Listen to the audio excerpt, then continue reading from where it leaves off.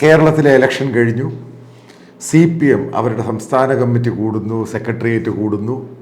അവർ പറയുന്ന അവർ ഇത്ര സീറ്റിൽ ജയിക്കുന്നു. കോൺഗ്രസ് അവരുടെ KPCC പൊളിറ്റിക്കൽ അഫയേഴ്സ് കമ്മിറ്റി കൂടുന്നു. അവർ പറഞ്ഞു 2020. പക്ഷേ ഒരു സന്ദർഭത്തിൽ ഇലക്ഷൻ കഴിഞ്ഞ് ഇത്രയും ദിവസം കഴിഞ്ഞപ്പോൾ ഇതിൻ്റെ യഥാർത്ഥ പിക്ചർ പുറത്ത് വരികയാണ്. അതായത് കോൺഗ്രസ് നേതാക്കളും അവിടെ പ്രാദേശികമായിട്ടും ജില്ലാതല സംസ്ഥാനതല നേതാക്കൾ അവർ പറയാൻ തുടങ്ങി എന്താണ് ഇലക്ഷനിൽ സംഭവിച്ചത്. അപ്പോൾ ഇവരെല്ലാം ഒന്നടങ്കം പറയുന്ന കേരളത്തിൽ കോൺഗ്രസ്സിന്, അതായത് UDFന് ലീഡ് കിട്ടും. അത് പ്രത്യേകിച്ച് മറ്റൊന്നുമല്ല, ആൻറ്റി പിണറായി സംഭവം തന്നെയാണ്, വേറെ പ്രശ്നമൊന്നുമില്ല. കാരണം അതിൻ്റെ അകത്ത് അവർ പറയുന്നൊരു സംഭവമുണ്ട്, രണ്ടു കൂട്ടർക്കും വോട്ട് ചെയ്യാത്ത ഒരു വിഭാഗമുണ്ടായി. അതിൻ്റെ പേരിലാണ് ഇലക്ഷൻ്റെ വോട്ടിംഗ് പെർസെൻറ്റേജ് കുറഞ്ഞത്. അപ്പം ഞാനത് ഇന്നും ഇന്നലെയായിട്ട് കുറേയധികം കോൺഗ്രസ് നേതാക്കളെ ടെലിഫോണിൽ ബന്ധപ്പെട്ടു. കേരളത്തിലെ സീനിയറായിട്ടുള്ളതും ജില്ലാ തലത്തിലും അങ്ങനെ വാർഡ് തലത്തിലും ഈ ബ്ലോക്ക് തലത്തിലൊക്കെയുള്ള പല നേതാക്കളുമായിട്ട്.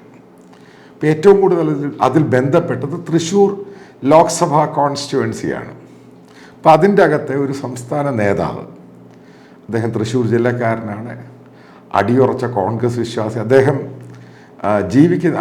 അദ്ദേഹം താമസിക്കുന്ന ആ പഞ്ചായത്തിൽ ഏകദേശം ഭൂരിപക്ഷം എന്ന് പറയുന്നത് കാത്തലിക്സ് ക്രിസ്ത്യൻസ് അവരാണ് കൂടുതലും ഉള്ളത്. അപ്പം അദ്ദേഹം പറഞ്ഞൊരു പോയിൻ്റുണ്ട്, ഏറ്റവും പ്രധാനപ്പെട്ട പോയിൻ്റ്.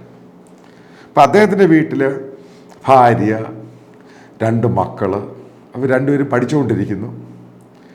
കോളേജും പോസ്റ്റ് ഗ്രാജുവേഷൻ ആ സംഭവമായിട്ടൊക്കെ പഠിച്ചുകൊണ്ടിരിക്കുന്നു. അദ്ദേഹം ഒരു കാര്യം വളരെ കൃത്യമായിട്ട് പറഞ്ഞു.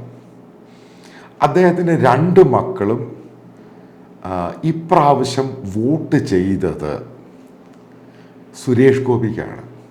അപ്പം എന്നോട് പറഞ്ഞ് അദ്ദേഹത്തിൻ്റെ ഭാര്യ ആർക്കാണ് വോട്ട് ചെയ്തത് എന്ന് ചോദിക്കുമ്പോൾ ചിരിക്കുക മാത്രമേ ചെയ്യുന്നുള്ളൂ.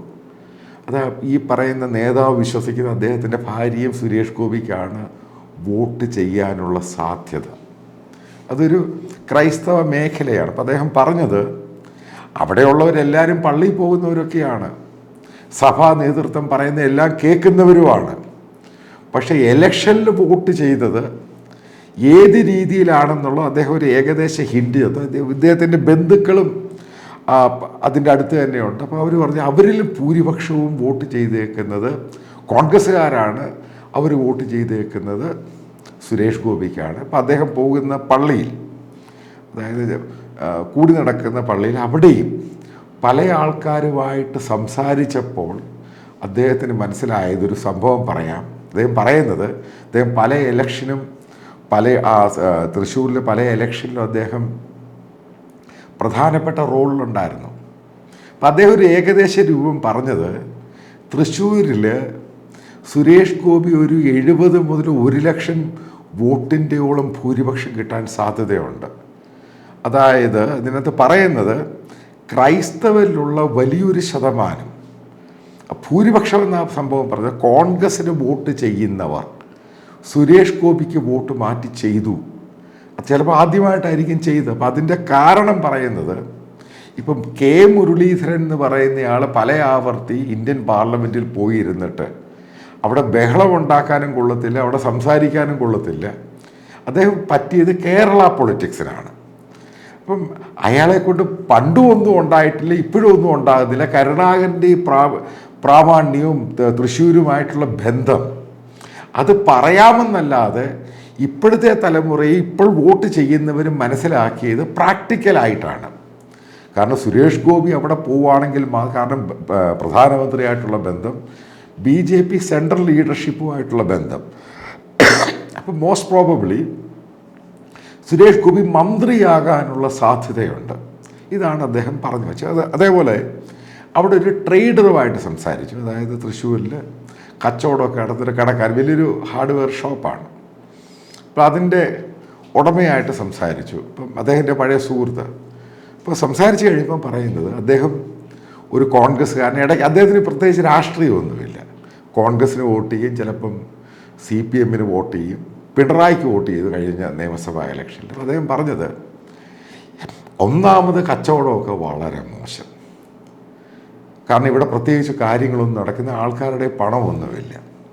ഇടതിനും ഈ പറയുന്ന UDFനും പല ആവർത്തി ഞങ്ങളൊക്കെ വോട്ട് ചെയ്തതാണ്.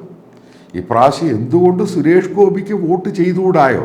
അതായത് അവിടുത്തെ കച്ചവടക്കാർ, അവിടുത്തെ ചേംബേഴ്സ് ഓഫ് കോമേഴ്സ് തൃശ്ശൂർ സിറ്റിയുമായിട്ട് ബന്ധപ്പെട്ട് അവരുടെ ഒരു തീരുമാനം സുരേഷ് ഗോപി ജയിക്കട്ടെ.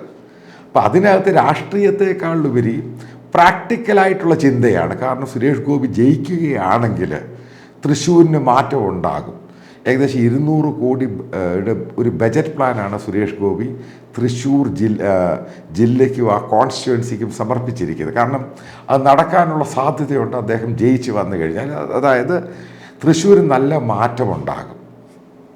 അങ്ങനൊരു സംഭവം തൃശ്ശൂരിലുണ്ടായാൽ മാത്രമേ അവിടെ ഫർദറായിട്ട് ജീവിച്ച് കച്ചവടമൊക്കെ ചെയ്തു പോകാൻ പറ്റുകയുള്ളൂ.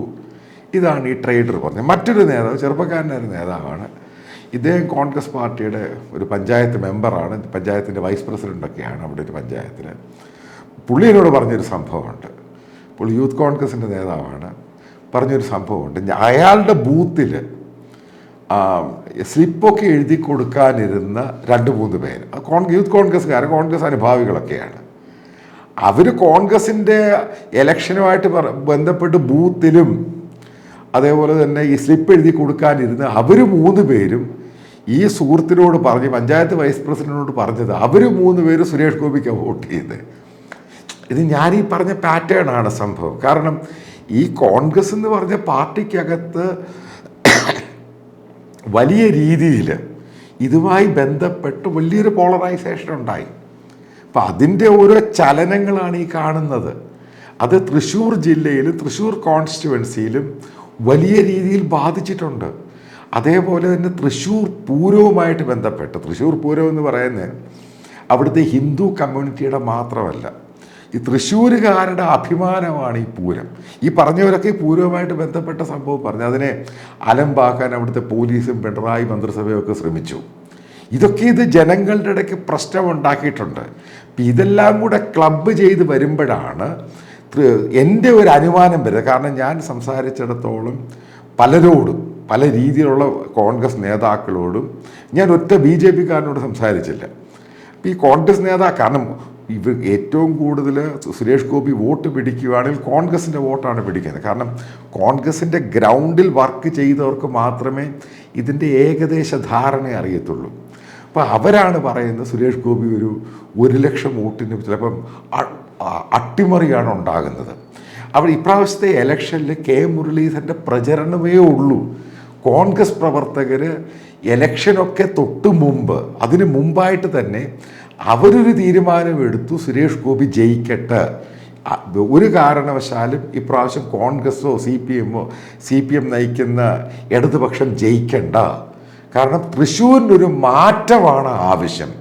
അതിൻ്റെ പേരിലാണ് ഈ പറയുന്ന ക്രൈസ്തവർ വലിയ ശതമാനം സുരേഷ് ഗോപിക്ക് വോട്ട് ചെയ്തത്. അതായത് ഫൈനൽ എൻ്റെ കൺക്ലൂഷൻ എന്ന് പറയുന്നത്, ഞാൻ പഴയതിൽ നിന്നും കുറച്ചും കൂടെ വ്യത്യസ്തമല്ല, ആ സ്റ്റേറ്റ്മെൻറ്റിൽ ഉറച്ചുകൊണ്ടൊരു കാര്യം പറയാം. സുരേഷ് ഗോപി തൃശ്ശൂരിൽ 1 ലക്ഷം വോട്ടിന് മുകളിൽ ജയിക്കാൻ സാധ്യതയുണ്ട്. അതായത് തൃശ്ശൂരിൻ്റെ പൊളിറ്റിക്സ് മുഴുവൻ ഇതോടുകൂടെ അങ്ങ് മാറും.